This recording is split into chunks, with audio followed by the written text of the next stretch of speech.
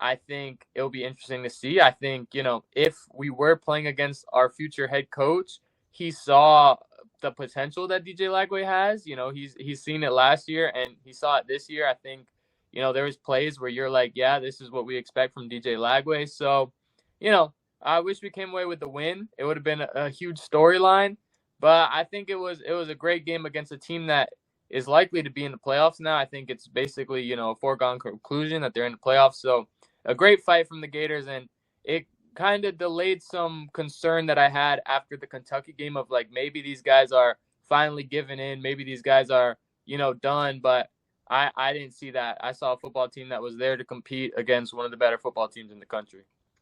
Um, Sorry, I have to ask all these Lane Kiffin questions. It's gonna be an Ole Miss Lane Kiffin show. Obviously, he's the head coach of Lane Kiffin.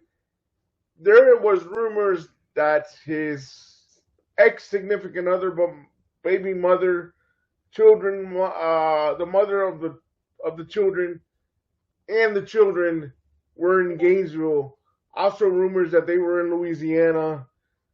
Is this just all somebody making this up, smoke screens, or could there be any truth to it, or is it just not Jimmy Sexton making all this up and to rile up the both fan bases? Because we don't know who he's trolling. If it was Yeah, if it was us in Arkansas, I can tell you we had a better percentage to measure that maybe that was more true. But now there's smoke screens about LSU, smoke screens about us, smoke screens about him staying in Ole Miss, smoke screens about him getting an ultimatum from Ole Miss.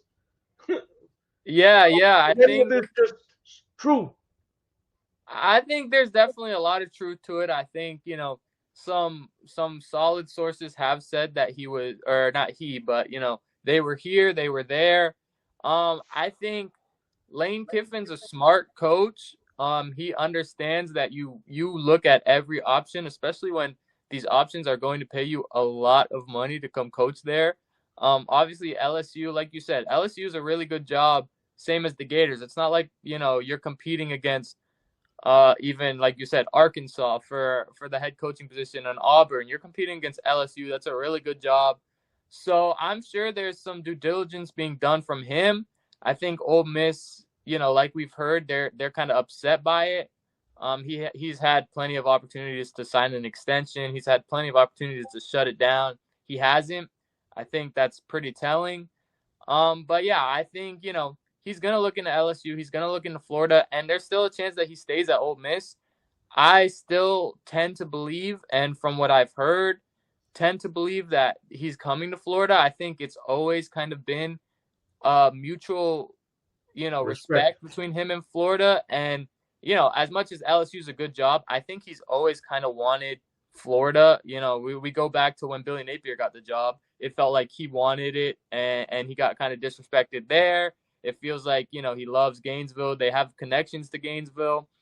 And, he loves the Spurrier. He loves all that. So I think, how I'm feeling is I'm feeling like Lane Kiffin will be the head coach of the Florida Gators.